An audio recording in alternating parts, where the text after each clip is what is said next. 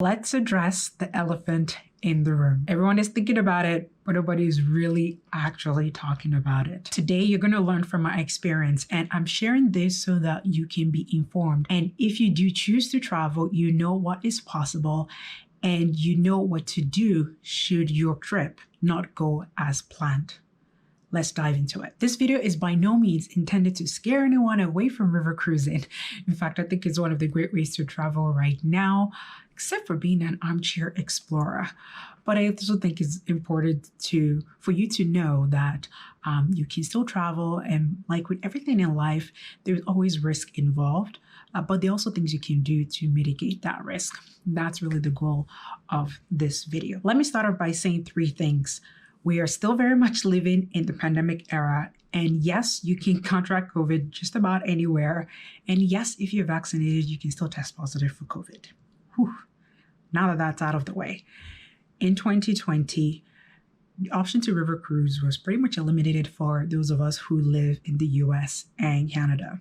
It was only open to those in the European market. When 2021 rolled around and each European country kind of had their own different restrictions as to how they were going to take in foreign visitors, river cruising opened up for us. So after carefully considering things like my age, health, fitness level, restrictions of the countries that I intended on visiting, and the fact that people actually come to me and ask questions like, what is it like to river cruise right now? Is it safe to river cruise? Where can I go right now? This is my profession. I also wanted to know for myself what the experience is like, or what the experience would be like for my clients should they choose to do a river cruise. So I made a decision to start river cruising last year. I was also interested in seeing the protocols that the different cruise lines had been talking about in action. And that was also one of the reasons or part of the things that informed my decision to start river cruising. So I embarked on my journey and I did a couple of river cruises, and I should say that I'm not going to be mentioning any river cruise lines in this video. That's really not the goal of this video. It's really to talk about the lessons and really how to manage unforeseen events when they happen. So I started river cruising with no issues. I made no problems. I followed all the rules as per the cruise lines would mandate. I got all my shots and I did all the tests and got poked up and down for those. And for the most, everything went well. I mean, for me, from what I could see, every river cruise line that I know of and that I work with, they are doing their very best in putting measures in place to keep health and safety at its highest level on their ships. You can find these protocols, health and safety protocols,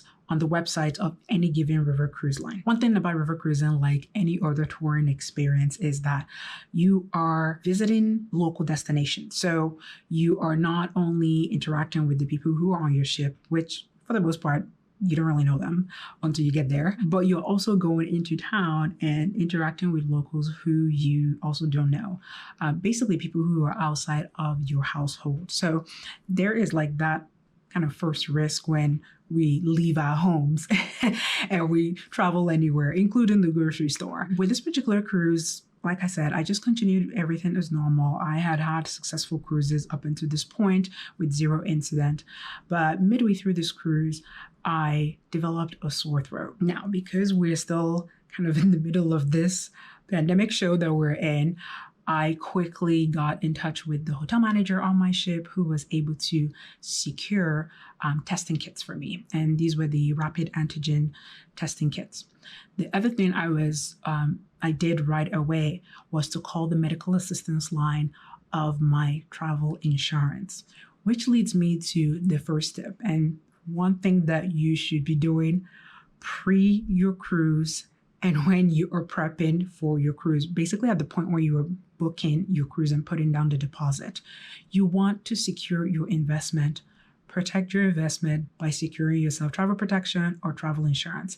It's not just your investment, but it's also protecting yourself. So when you are in a situation where you fall sick, for example, you can always call for help, and they can direct you to the closest pharmacy or connect you to a medical professional that you can talk to, which was the case in my scenario, where I could get in touch with a doctor, talk about my symptoms, and really have somebody walk me through and evaluate what I was going through. So once I got those testing kits, I did the tests, came back negative.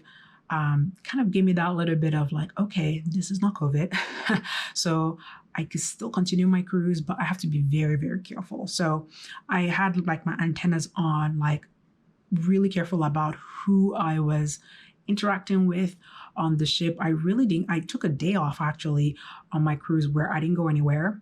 I just stayed in my cabin. And when everybody was gone for the excursion, then I went into the lounge to kind of take in a little bit more of the views. So I was just very particular about where I was going. There was also assigned seating on our ship. So I was clear with my table mates that I had a sore throat. This was what was going on. It's just courtesy, for the travelers that you are traveling with. Now, as we grew closer to the end of the cruise, we all had to do tests to be able to go back home, which the cruise line facilitated. Now, at the time, the rules for Canadians were as such. You had to do a PCR test 72 hours before your arrival back into the country. And should you test positive, you would have to quarantine for 14 days in your destination before you can come back home. So I got my test done. And I should mention that since the very first test that I took, I had been doing daily testing just to make sure. I'd gotten myself some medication to address the sore throat. And my tests were all coming back negative. So in a sense, I didn't have any reason to believe that my test will come back otherwise. But then it happened. My PCR test came back and it came back positive. In fact, online, it came back like with this red sign like, whew, you're infected with COVID. That just came with so much emotion. First, it was like, what? I couldn't even believe it.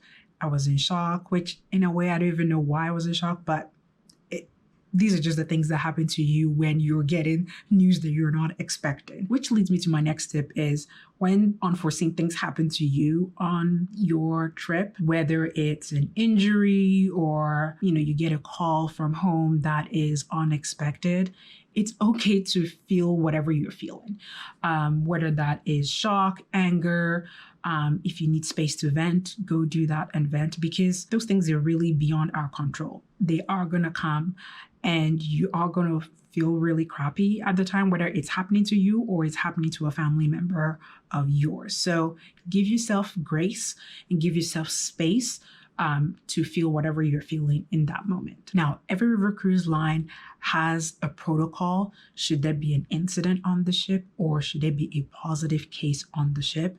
And so when my positive test came back, that kind of just kicked into gear. So first off, you like quarantine mode goes into action. You literally now are in isolation in your own cabin. If you do have a roommate or if you have a travel partner that you're sharing the same room with, they would have to take that travel partner and move them to a different room. Basically, try and minimize the risk of transmission on the ship. They would also try to help you with how you're going to transition from the ship to like a hotel where you be staying for the rest of your quarantine period. You can always call the river cruise lines and ask them what their protocols are in different scenarios, but this is just an example in my case. Now, as much as the cruise line helps you out, you may find or you may feel like the help is not enough. And this leads me to my next tip of having a backup support person. I say this because when you are in a state of emergency, you're in a reactive mode and you're looking for help.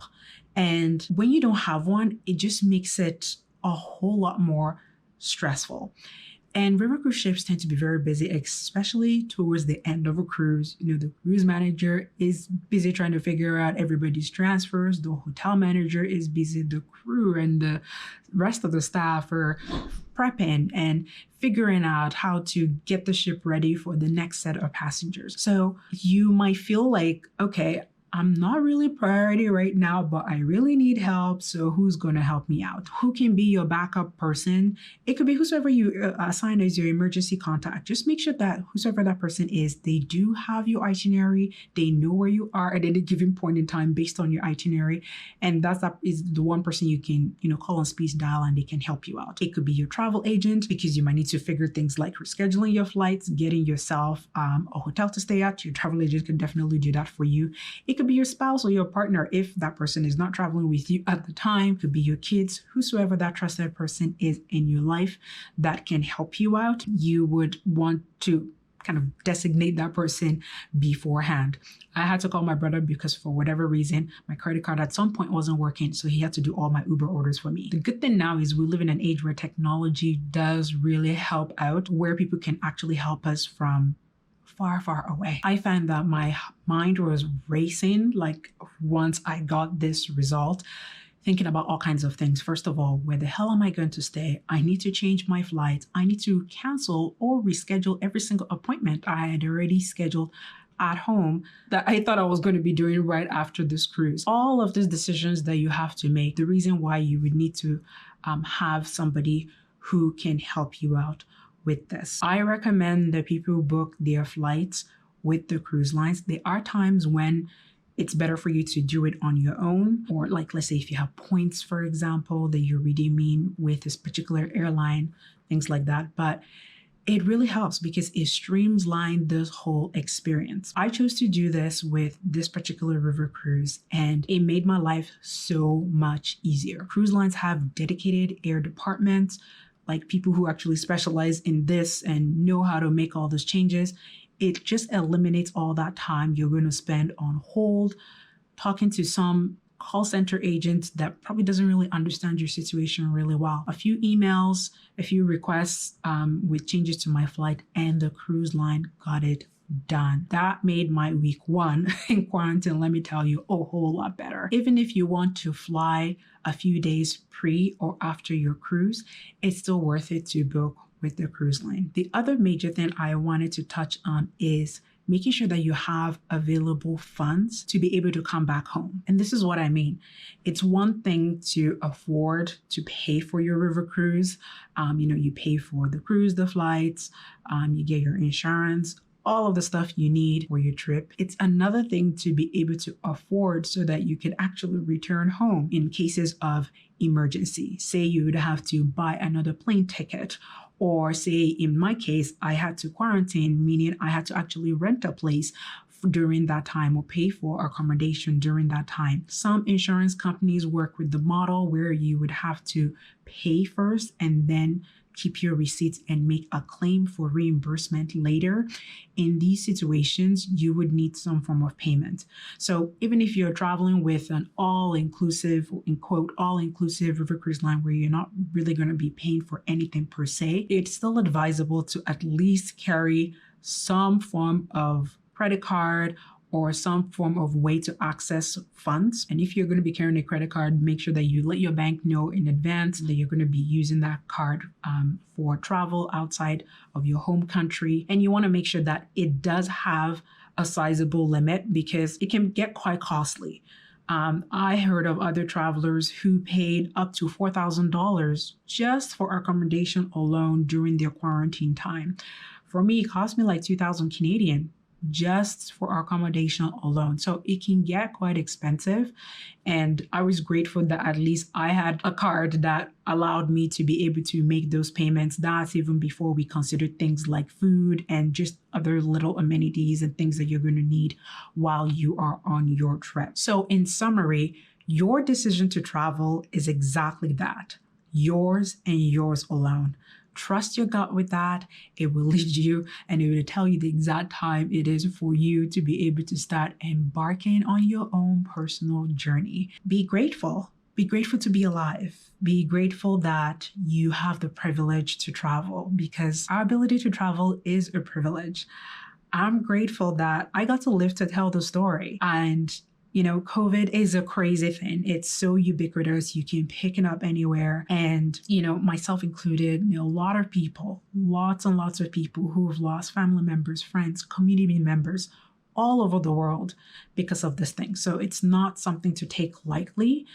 And I think that if you are alive today and you're alive to watch this video, then you should be grateful. And I am thankful that I do get to travel. I'm thankful that I do get to river cruise, and I'm thankful that I do get to share it with you. So if there is anything at all I shared in this video that resonated with you, please let me know in the comments. I share resources about river cruising to help you maximize your experience on a river cruise and to, make the most of your vacation time. So if that is something that you would like, I invite you to subscribe, hit the bell icon to be notified when I release videos every single week. Until then, thank you so much and keep pursuing your travel dreams.